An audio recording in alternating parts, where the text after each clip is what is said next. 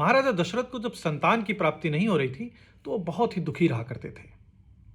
उन्हें लगता था कि रघुकुल का ये सूर्य कहीं मेरे साथ ही अस्त ना हो जाए, कहीं ऐसा ना हो कि मुझे संतान ना हो और रघुकुल का वंश यहीं पर समाप्त हो जाए।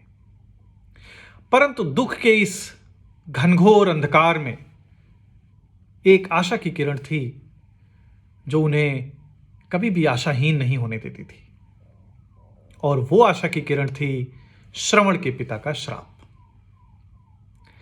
महाराजा दशरथ जब कभी भी बहुत दुखी होते थे तो उन्हें श्रवण के पिता का दिया हुआ वो श्राप याद आ जाता था। स्वयं कालिदास ने रघुवंशम में इसका वर्णन भी किया है। श्रवण के पिता ने महाराजा दशरथ को यह श्राप दिया था कि जिस तरीके से पुत्र वियोग में तड़प तड़प कर मैं मर रहा हूं, उसी तरीके से एक दिन तुम भी मरोगे। महाराजा दशरथ भली भांति ये जानते थे कि यह श्राप अवश्य फलीभूत होगा, अर्थात मुझे इस जीवन में संतान का सुख अवश्य प्राप्त होगा।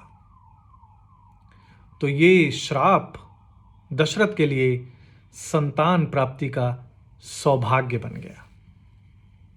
ऐसी ही एक घटना सुग्रीव के साथ भी हुई। जब मैया सीता की खोज के लिए सुग्रीव वानरों को विभिन्न दिशाओं में भेज रहे थे तो उन्हें विभिन्न प्रकार के निर्देश भी दे रहे थे।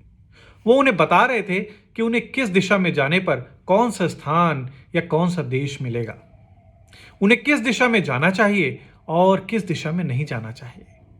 भगवान श्री राम सुग्रीव के इस भौगोलिक ज्ञान को देखकर बड़े ही हतप्रभ थे और उन्होंने सुग्रीव से पूछा कि आखिर तुम्हें इतना सब कुछ कैसे पता है।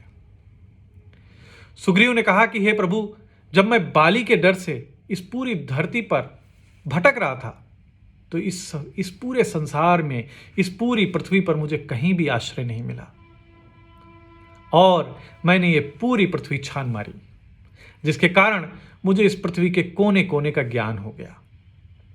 तो सोचिए कि अगर सुग्रीव के ऊपर यह विपदा ना आई होती तो उन्हें इतना ज्ञान कैसे हुआ होता, और यदि उन्हें यह ज्ञान नहीं होता तो सीता मैया को खोजना कितना कठिन हो जाता।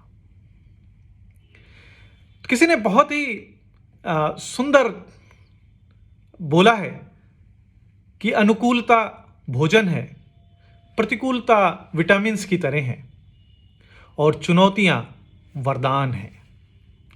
जो कोई भी इनके अनुकूल व्यवहार करता है वही सच्चा पुरुषार्थी है। भगवान का दिया हुआ हर पुष्प अगर वरदान है तो कांटों को भी आप वरदान ही समझें।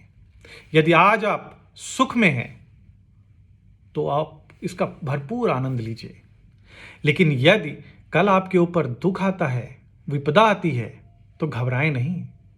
हो सकता है कि ये आने वाले सुख की तैयारी हो।